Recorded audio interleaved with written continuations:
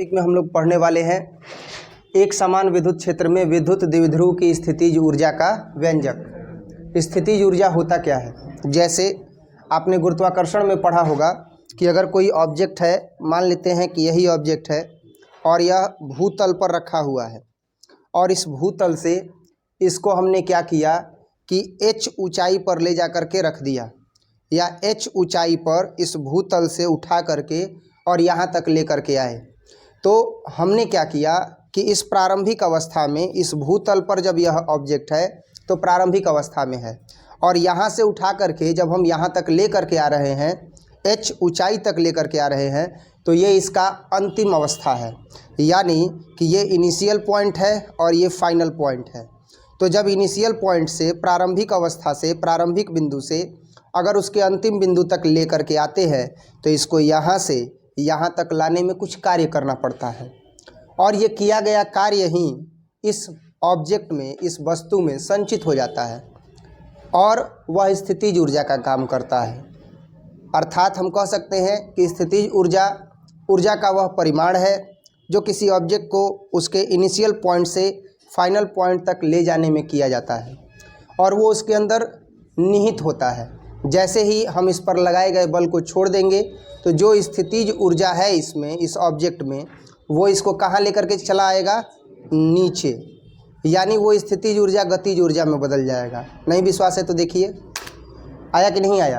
कहने का मतलब यह है कि ऐसे ही वैद्युत द्विध्रुव, तो सबसे पहले तो ये चर्चा कर देते हैं कि वैद्युत द्विध्रुव क्या होता है। पहले भी बताए हैं कि प्लस क्यू और माइनस क्यू दो आवेश जब एक दूसरे से अल्पतम दूरी 2L पर स्थित हों तो ऐसे निकाय को क्या कहा जाता है?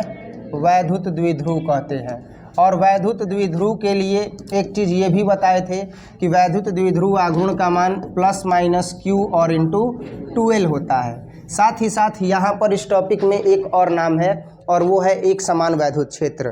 तो एक समान वैद्युत क्षेत्र का मतलब हुआ कि अगर मान लिया जाए कि ये कोई क्षेत्र है तो एक समान वैद्युत क्षेत्र का मतलब हुआ कि हर जगह जो वैद्युत क्षेत्र रेखाएं होंगी वो एक समान होंगी, समान दूरी पर होंगी। कोई दिक्कत? तो ये जो है वो एक समान वैद्युत क्षेत्र कहलाएगा। एक समान वैद्युत क्षेत्र भी समझ में आ गया, वैद्युत द्विध्रुव भी समझ में आ गया। अब हमें ये बताना है कि एक समान वैद्युत क्षेत्र में जब वैद्युत द्विध्रुव हो या विद्युत द्विध्रुव स्थित हो तो ऐसी स्थिति में उसका स्थितिज ऊर्जा का व्यंजक क्या होगा। अब यहाँ पर हम सबसे पहले फिगर देखेंगे। फिगर में देखेंगे कि एक समान वैद्युत क्षेत्र है, तो हम देख रहे हैं कि ये एक समान वैद्युत क्षेत्र है और इस एक समान वैद्युत क्षेत्र में हम देखेंगे कि आवेश जो है वो प्लस क्यू है और कौन सा है? माइनस क्यू है। तो प्लस क्यू और माइनस क्यू आवेश हो गया, जिनके बीच की जो दूरी है वह कितनी है? 2L है, यानी यहाँ से लेकर के यहाँ तक की जो दूरी है वह कितनी है? 2L दूरी है। और अगर इसे हम देखें कि प्रारंभिक स्थिति इसकी कितनी है, तो हम अगर देखें कि इसकी प्रारंभिक स्थिति इनिशियल पॉइंट पर इसका जो कोण है वह θ1 है और जो फाइनल पॉइंट यहाँ से मान लो कि किसी कोण पर इसे विक्षेपित किया गया तो जो फाइनल इसका डिग्री है वो है θ2। तो ऐसी स्थिति में किया गया कार्य जो होगा वह संचित जब होगा तो स्थितिज ऊर्जा के रूप में होगा, यानी किए गए कार्य का मान जो संचित होगा इसे θ1 से θ2 कोण में विक्षेपित करने में, वही इस वैद्युत द्विध्रुव का क्या होगा? स्थितिज ऊर्जा होगा। मान लेते हैं कि एक आवेश जो है वो यहाँ स्थित है प्लस क्यू और एक यहाँ स्थित है माइनस क्यू, और अब ये 180 डिग्री पर स्थित है ना, 180 डिग्री पर। ऐसी स्थिति में 180 डिग्री हो जाएगा θ1 और θ1 से अगर हम इसे θ2 तक करते हैं, मतलब ऐसे कर दिए, तो अब माइनस क्यू आवेश यहीं पर है, प्लस क्यू आवेश यहीं पर है, लेकिन बीच का कोण कितना हो गया दोनों का? अब कहाँ ये ऐसे था और यहाँ से अगर हम इसे विक्षेपित किए एकदम करेक्ट कितना? 180 डिग्री। ऐसे था तब भी 180 डिग्री, ऐसे है तब भी 180 डिग्री, है कि नहीं है। लेकिन एक आवेश को यहीं रहने दिए, इसकी दूरी को हाफ फोल्ड कर दिए तो कितना हो गया? 90 डिग्री। कितना हो गया? 90 डिग्री। कहने का मतलब यह है कि θ1 और θ2 का मान कुछ भी हो सकता है, लेकिन विक्षेपण होना निश्चित है कि अगर इन वैद्युत द्विध्रुवों को θ1 से θ2 कोण तक विक्षेपित किया जाए तो विक्षेपित करने में किया गया कुल कार्य ही संचित ऊर्जा के रूप में उसमें संचित होगा और वह संचित ऊर्जा ही क्या कहलाएगा? वैद्युत द्विध्रुव का स्थितिज ऊर्जा कहलाएगा। कोई दिक्कत? अब हम यहाँ पर यही बातें लिखेंगे कि माना कि प्लस क्यू एवं माइनस क्यू आवेश, प्लस क्यू एवं माइनस क्यू आवेश एक समान वैद्युत द्विध्रुव, एक समान वैद्युत क्षेत्र में क्या है, स्थित है ना, एक समान वैद्युत क्षेत्र में स्थित है, जिनके बीच की दूरी कितनी है, जिनके बीच की दूरी 2L है। जब एक समान वैद्युत क्षेत्र में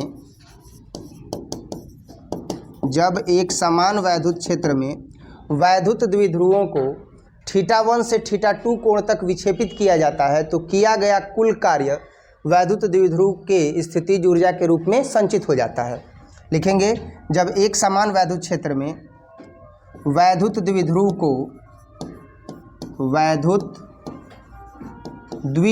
को कहाँ से कहाँ तक, θ1 से θ2 कोण तक विक्षेपित किया जाता है,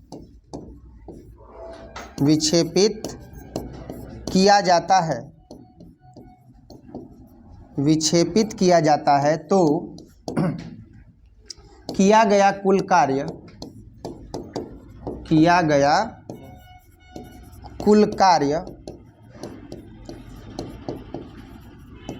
वैद्युत द्विध्रुव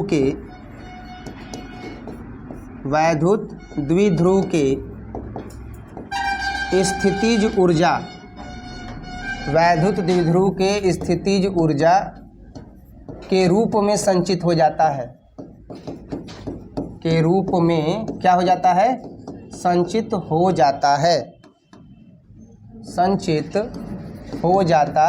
है। अर्थात हमें क्या करना है, तो अर्थात हमें एक समान वैद्युत क्षेत्र में वैद्युत द्विध्रुव का स्थितिज ऊर्जा ज्ञात करने के लिए किए गए कुल कार्य का परिमाण ज्ञात करना है। अगर किए गए कुल कार्य का परिमाण ज्ञात कर लेंगे तो हमें वैद्युत द्विध्रुव का स्थितिज ऊर्जा मिल जाएगा, नहीं मिल जाएगा? तो लिखेंगे अर्थात हमें एक समान वैद्युत क्षेत्र में स्थित वैद्युत द्विध्रुव को θ1 से θ2 कोण तक विक्षेपित करने में किए गए कुल कार्य का क्या ज्ञात करना है, परिमाण ज्ञात करना है, परिमाण ज्ञात करना है। अतः अब बताया जाए कि क्या जो किए गए कार्य का परिमाण ज्ञात किया जाएगा वो एकाएक कुल परिमाण ज्ञात हो जाएगा या पहले अवकलन और फिर समाकलन, पहले अवकलन और फिर समाकलन। अवकलन क्यों करेंगे, तो अल्पतम मान ज्ञात करने के लिए कि अल्पतम कार्य कितना किया गया जब θ1 से θ2 कोण तक विक्षेपित किया गया, और जब महत्तम मान ज्ञात करना होगा किए गए कार्य के परिमाण का तो क्या कर देंगे, समाकलन। गणना का सिद्धांत 11वीं क्लास में यही बताए थे कि अल्पतम गणना करना हो तो अवकलन और महत्तम गणना करना हो तो समाकलन, बताए थे ना। वही चीज़ यहाँ पर भी तो लिखेंगे कि इसलिए किए गए अल्पतम कार्य का मान, इसलिए θ1 से θ2 तक विक्षेपित करने में, किसको विक्षेपित करने में, वैद्युत द्विध्रुव को, किसको विक्षेपित करने में, वैद्युत द्विध्रुव को। θ1 से θ2 तक वैद्युत द्विध्रुव को विक्षेपित करने में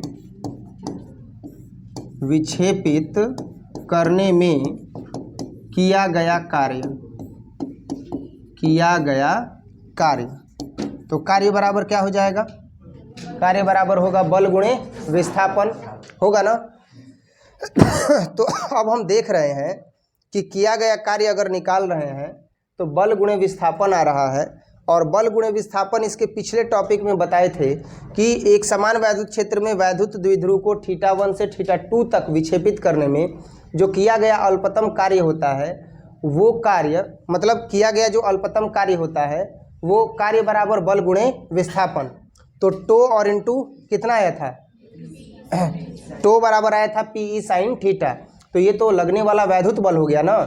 वैद्युत द्विध्रुव पर एक समान वैद्युत क्षेत्र में लगने वाले बल का मान कितना हो गया?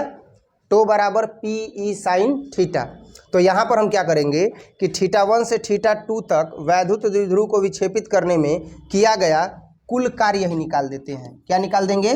कुल कार्य। तो कुल कार्य बराबर क्या होगा? बल और गुणे विस्थापन। तो विस्थापन मान लेते हैं कि θ1 से θ2 तक हुआ। तो यहाँ पर बल जो है, या एक मिनट, सबसे पहले जो है वो किया गया अल्पतम कार्य ही निकालते हैं। तो अल्पतम कार्य क्या होगा या अल्प कार्य क्या होगा? बल और गुणे विस्थापन। तो बल जो है यहाँ पर क्या है? तो अल्पतम कार्य हो जाएगा dw और बल हो जाएगा यहाँ पर टो, क्योंकि एक समान वैद्युत क्षेत्र में वैद्युत द्विध्रुव पर लगने वाला बल क्या होता है? टो होता है ना जी। तो अब यहाँ पर dw बराबर बल और गुणे विस्थापन। तो विस्थापन क्या है? अल्पतम विस्थापन। तो θ1 से θ2 तक कर रहे हैं ना, तो अल्पतम विस्थापन हो जाएगा d θ। होगा कि नहीं होगा? अब हम यहाँ पर देखेंगे कुल कार्य लिखेंगे। इसलिए वैद्युत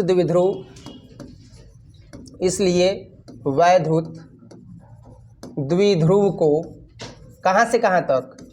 θ1 से θ2 तक विक्षेपित करने में किया गया कुल कार्य।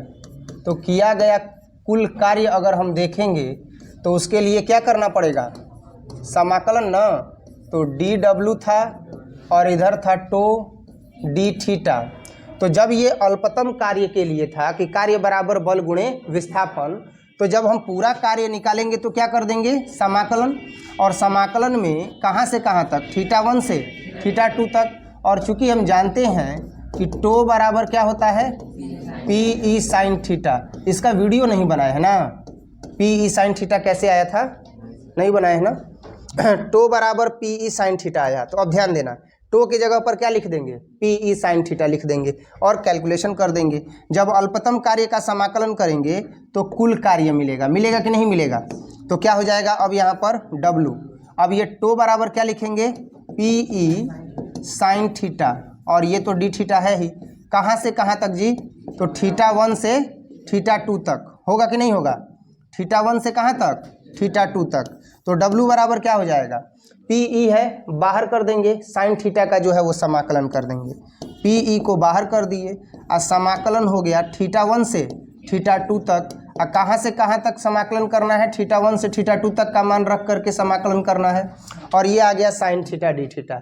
तो साइन थीटा का समाकलन क्या होता है? Minus cos theta. तो रखेंगे माइनस कॉस थीटा। और यहीं किया गया कार्य किस रूप में संचित हो जाएगा? तो यहीं किया गया कार्य वैद्युत द्विध्रुव के लिए स्थितिज ऊर्जा के रूप में संचित हो जाएगा। इसके विषय में अभी चर्चा किए थे। तो पी तो सेम टू सेम रहेगा और साइन थीटा का क्या हो जाएगा? Minus cos theta. समाकलन कर दिए। मान कहाँ से कहाँ तक है? तो θ1 से है θ2 तक। तो w बराबर क्या हो जाएगा? w बराबर होगा पी सेम टू सेम। अब यहाँ पर क्या है? Minus cos theta. तो माइनस कॉस θ2 होगा ना। तो लिखेंगे यहाँ पर माइनस कॉस θ2 और फिर क्या हो जाएगा? Minus cos θ1। होगा कि नहीं होगा? बताया जाए। एक मिनट, माइनस कॉस थीटा है ना, तो माइनस तो ये हुआ और ये क्या हो जाएगा? Minus cos θ1। होगा कि नहीं होगा? टर्म तो यही ना है, माइनस कॉस थीटा। तो माइनस कॉस θ2 लिखेंगे और फिर लिखेंगे माइनस कॉस θ1। तो माइनस कॉस थीटा है तो माइनस कॉस θ1 लिखेंगे, वही लिख दिए माइनस कॉस θ1। तो w बराबर क्या हो गया? w बराबर हो गया पी और पीई बराबर क्या हो गया माइनस कॉस थीटा 2, तो ये हो जाएगा माइनस कॉस थीटा 2 और माइनस माइनस प्लस, और ये हो जाएगा कॉस थीटा 1। होगा कि नहीं होगा? अब यहाँ पर जो ये मान आया हम इसको क्या लिख सकते हैं, तो W बराबर लिखेंगे पीई और पीई और गुणा कर देंगे तो हो जाएगा माइनस कॉस थीटा 2 अब प्लस पीई और कॉस थीटा 1। तो अब W बराबर क्या मिल गया? अब W बराबर मिल गया पीई कॉस थीटा 1 अब माइनस, अब ये क्या हो जाएगा पीई कॉस थीटा 2। होगा कि नहीं होगा बताया जाए। तो अब हम यहाँ पर ये किए गए कार्य का परिमाण ज्ञात कर चुके हैं और ये किए गए कार्य का परिमाण जो है अभी फाइनल नहीं मिला हुआ है। हालांकि फाइनल मिल भी गया है PE cos theta 1 minus PE cos theta 2, लेकिन ध्यान रहे कि जो ऑब्जेक्ट के विषय में समझा रहे थे कि यहाँ से इसको यहाँ लेकर के आए तो ये अंतिम और ये जो है वो प्रारंभिक है कि नहीं, ये प्रारंभिक बिंदु और ये अंतिम बिंदु। तो अंतिम बिंदु में से प्रारंभिक बिंदु को घटाएंगे तब न किए गए कार्य का मान मिलेगा। तो अंतिम बिंदु जो होता है वो दूसरा होता है, अब प्रारंभिक बिंदु क्या होता है पहला होता है। तो यहाँ जो पहला है वो हो गया प्रारंभिक और यहाँ जो ये दूसरा है वो क्या हो गया अंतिम। यानी हम कह सकते हैं कि ये किस रूप में आ गया, तो ये आ गया W बराबर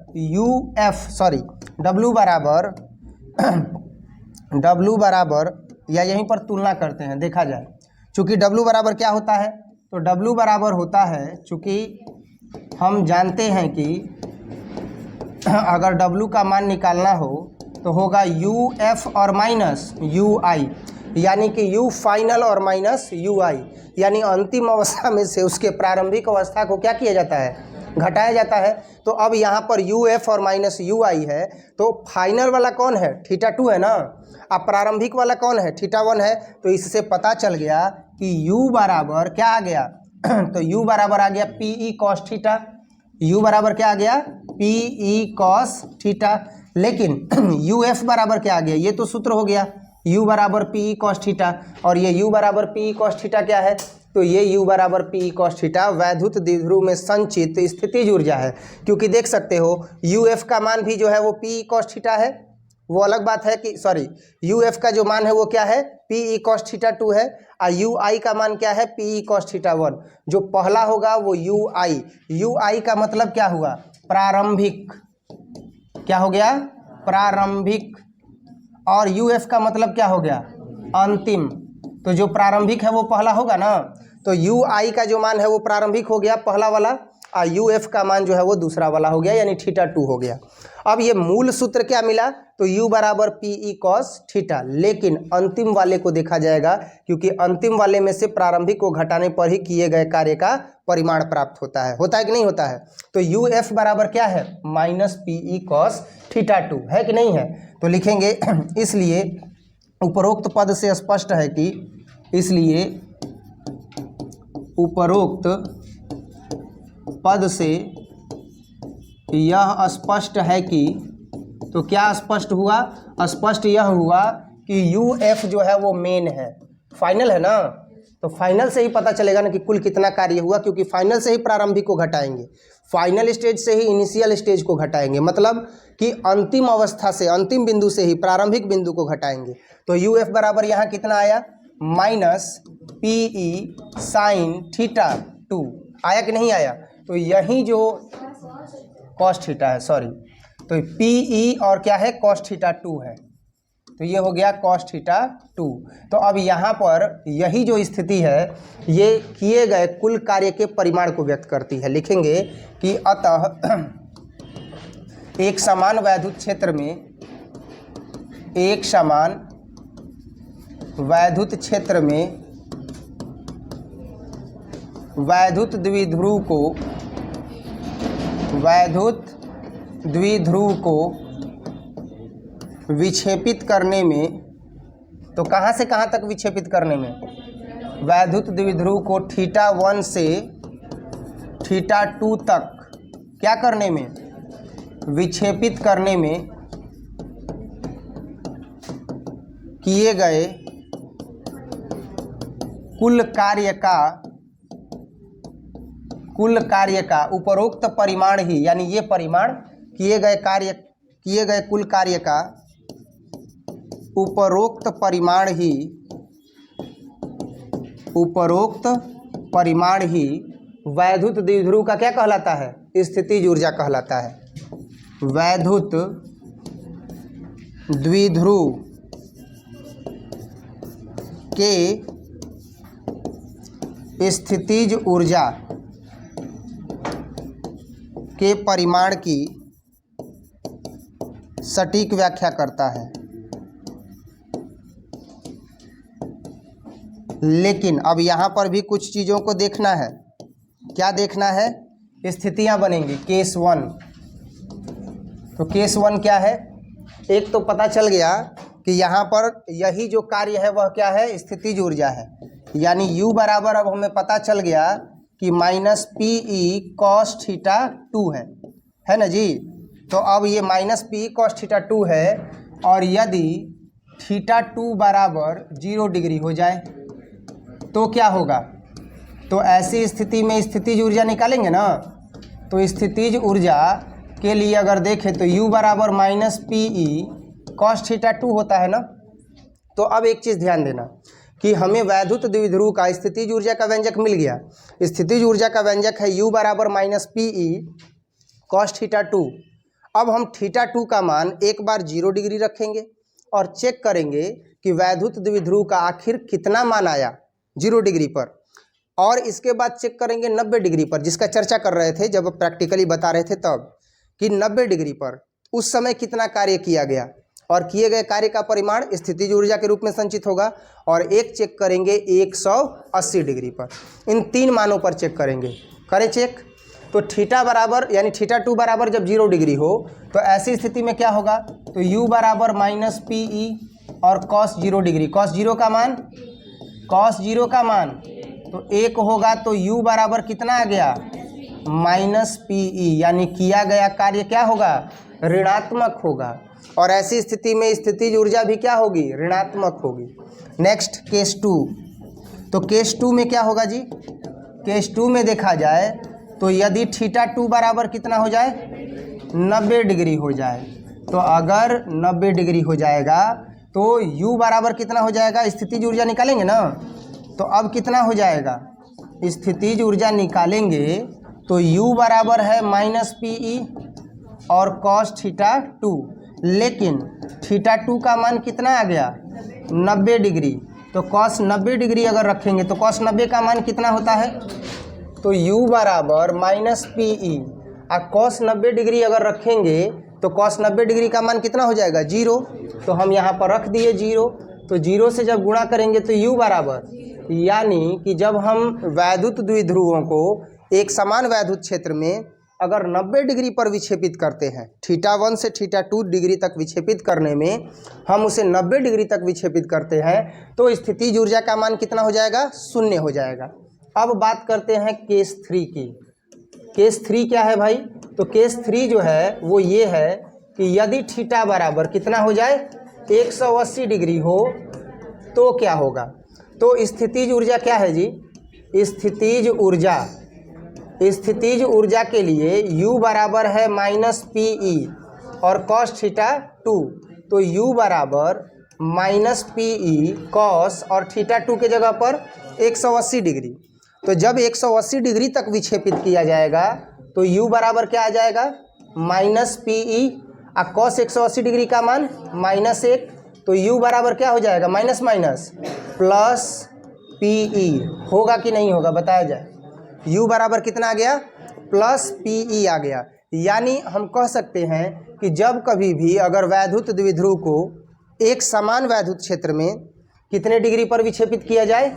180 डिग्री पर विक्षेपित किया जाए, तो कुल स्थितिज ऊर्जा का मान U बराबर PE होगा, यानी अधिकतम होगा। क्या होगा? अधिकतम होगा। आज के टॉपिक में केवल इतना ही। इसके आगे देखेंगे अगले क्लास में, और जल्दी से इसको जो है वो नोट कर लीजिए ताकि अगला सब्जेक्ट देखा जाए। समझ में आया कि नहीं आया?